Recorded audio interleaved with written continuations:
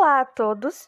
Nosso grupo é composto por mim, Cauane de Oliveira, Bruna da Silva, Loreni Ratier, Maiara Coco Michelon e Maria Eduarda Santana. Nós somos do terceiro ano de administração e o país que nós escolhemos para apresentar aqui hoje foi Madagascar. Falando um pouco sobre os aspectos sociais de Madagascar, esse país fica em uma ilha que faz parte do continente africano e a capital é Antananarivo. Possui 21.307.000 habitantes, segundo o censo de 2011, e apenas 25% dessa população vive em regiões urbanas.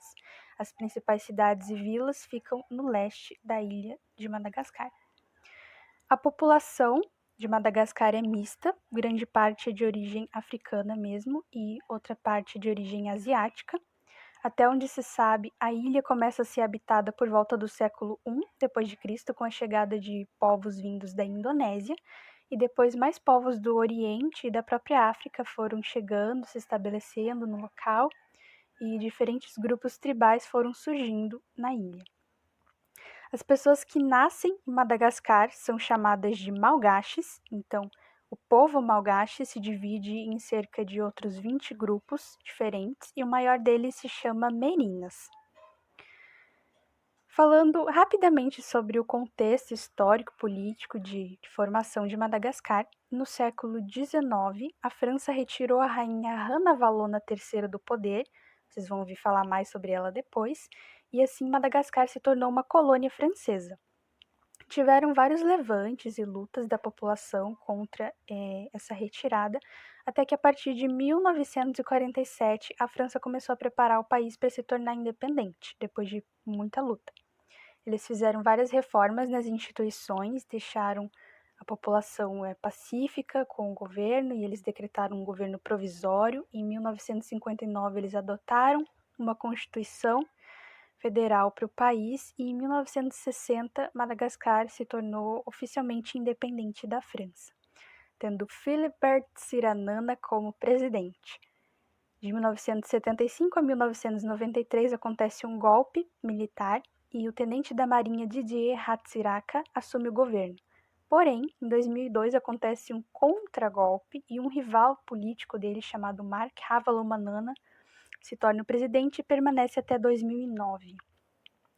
E aí, de 2009, no mesmo ano, até os dias atuais, o presidente é o Andry Rajoelina. Esse foi um breve resumo sobre o contexto de formação de Madagascar e agora vocês vão continuar vendo outros assuntos com as próximas colegas. Muito obrigada pela atenção e até mais. Salut, Manaona! Meu nome é Loreni e eu vou estar falando sobre o tema turismo. É um tema muito importante, porque em Madagascar essa é uma atividade que tem grande impacto no meio ambiente e na economia deles. Eu falo isso porque lá eles têm um bioma nacional rico e único e que merece ser pautado, né, já que precisa dessa preservação desse meio ambiente. Eu vou mostrar os cartões postais aqui, os principais pontos que merecem ser destacados. Bom, então a primeira que vamos aqui destacar é a Avenida dos Baobás. É uma avenida construída ao longo do tempo pela própria natureza e formam essas grandes árvores aí, enormes, né? Elas podem medir até 30 metros de altura, elas são muito grandes e estima-se que elas têm 2.000 anos. Pelo povo, né, os malgaches, ela é conhecida como a rainha da floresta. Ela dá uma fruta super nutritiva, ou seja, é considerado uma super fruta, né, comparada às frutas normais. E aqui eu quero merecer um grande destaque, porque essa árvore também ela faz parte da cultura deles, né? Ela é tirada a casca dela para fazer rede, para fazer algumas coisas assim, um fruto, né, para culinária. E tem mais, ela também se encaixa aí numa mitologia, que são as duas lendas de como surgiu o baobá. A primeira lenda conta que Deus ele deu a todos os animais uma semente de uma árvore. Só que o baobá foi atribuído pro babuíno, que é um macaco conhecido aí por sua preguiça. E ele simplesmente jogou a semente na terra e aí nasceu a árvore de cabeça para baixo, né? No caso, porque você vê que a árvore, ela não tem... Ela parece uma raiz, né, por fora. E a segunda lenda conta que o baboá era tão soberbo que os deuses se enfureceram e colocaram ela de cabeça para baixo. E quem comer do fruto dela será amaldiçoado. Agora eu vou falar de uma outra reserva natural. Ela também é conhecida como Floresta de Pedra. Tem esse nome aí que vocês estão vendo aí em cima. Porém, é um nome muito difícil de pronunciar. Então, Floresta de Pedra tá tudo ótimo, é a mesma coisa. Parece outro lugar do planeta. Ela foi esculpida ao longo de milênios de anos pela ação da natureza. Isso é uma das coisas mais incríveis e que torna muito único também. As rochas são formadas de calcário, são bem pontiagudas e podem chegar a 100 metros de altura. Bom, é realmente para quem gosta de aventura, mas também é um lugar que parece outro lugar do planeta. E eu acho que é uma experiência única também. Bom, um outro lugar que merece muito destaque aqui é a Noisby, porque lá tem várias ilhas paradisíacas. É um lugar onde é certeiro para quem gosta de mergulhar. E eu queria destacar essa que tá na foto aí, essa parte, porque, gente, literalmente lá o mar se abre formando um caminho que você pode passar ali, uma passarela.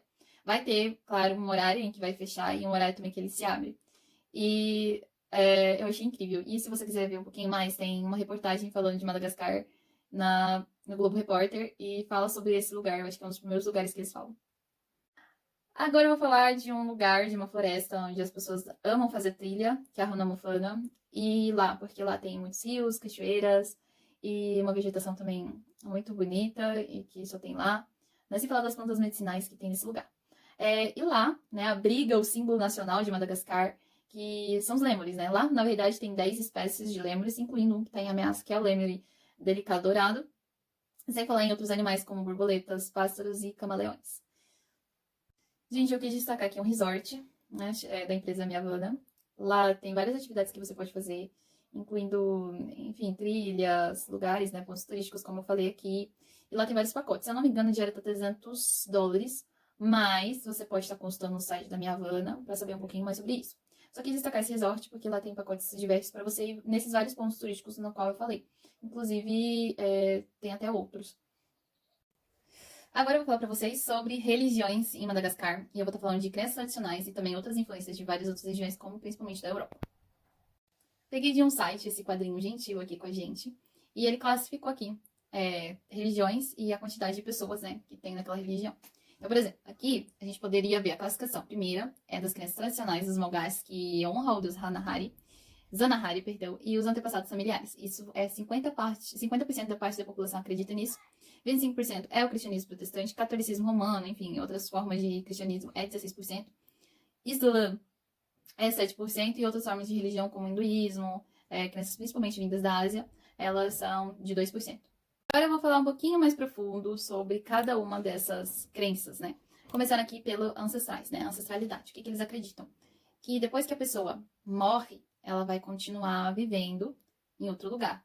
E vai ter uma passagem dessa pessoa que ela vai para um outro lugar ainda, que eu acho que é para os céus. E eles comemoram, eles dançam, eles festejam, né? Então eles pegam, tiram a pessoa do túmulo de novo, né? Aquele morto, e dança e faz a festa exatamente por causa dessa passagem, né? Então eles festejam isso. Pra gente também entender um pouquinho mais a religião deles, eu vou contar aqui uma mitologia que é a criação do ser humano de acordo com o povo Malgache. Eles acreditavam que, bem antes, existiam dois deuses. O primeiro deus é o deus da terra, que é o criador da terra, e tinha o segundo deus, que é o criador dos céus. E os dois cobiçavam o outro, porque a terra via os céus, e ela via a lua, ela via o sol, ela via as nuvens. E o céu, ele via a terra como uma natureza, rios, né, uma natureza fértil, a terra fértil. E aí ele começa a cobiçar e eles acabam brigando entre si. Então, tipo, como eles viam que não ia chegar em lugar nenhum, como símbolo de paz, eles criam o ser humano. A terra, ela forma com argila, né? Ela molda o ser humano e o céu da vida. Quando o ser humano morre, eles começam a brigar de novo, porque um fala, mano, o ser humano é meu, e o outro, o ser humano é meu, eu criei ele. Tipo, e a terra falava, o ser humano é meu porque ele vivia aqui, e o céu é meu porque eu dei vida pra ele. Então é por isso que quando o ser humano morre, o corpo volta pra terra e a alma, a vida, volta pros céus, que foi ele que criou. Bom, agora eu vou falar um pouquinho do Zanahari, que é um deus na qual eles acreditam, né? É o criador Zanahari que eles falam. É um deus que não é homem nem mulher. Ele tem poderes ilimitados, mas ele abençoa aqueles que agem de acordo com a sua vontade e ele vai punir aqueles que o ofendem. Então, né, gente? Vemos aí que 25% da população é do protestantismo, ou seja, é bastante pessoas. E tudo isso começou em 1818 com alguns missionários de Londres, né? E eles começaram a erguer igrejas lá, começaram a converter o povo malgache. E só que durante o reinado, né, da Ranavalona I, ela começou a perseguir os cristãos, então começou a ter uma queda, né, do protestantismo dentro de Madagascar. Quando a rainha, né, a Ranavalona II, começou o reinado dela, aí essa religião retomou de novo, né, começou a crescer de novo, e aí fez até parte um pouco ali ligado à realeza, à nobreza da ilha. As três denominações mais antigas, né, que tem lá é a Igreja Luterana, Anglicana e a Igreja de Jesus Cristo. Elas fazem parte de um conselho de igreja de Madagascar e têm uma pequena influência nas políticas do país. Outras igrejas protestantes que também, né, tem lá, que mais tem igreja lá, é a Adventista do Sétimo Dia e a Testemunha de Jeová.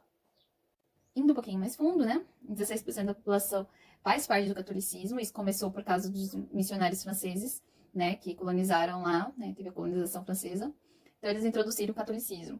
O cristianismo ortodoxo ele foi introduzido pelos comerciantes gregos e a Igreja Católica Romana foi pelos missionários, no caso, franceses. Enfim, essas são as religiões. Eu espero que vocês tenham gostado de saber de todas as curiosidades. E eu vou deixar agora as meninas falarem dos próximos tópicos para vocês.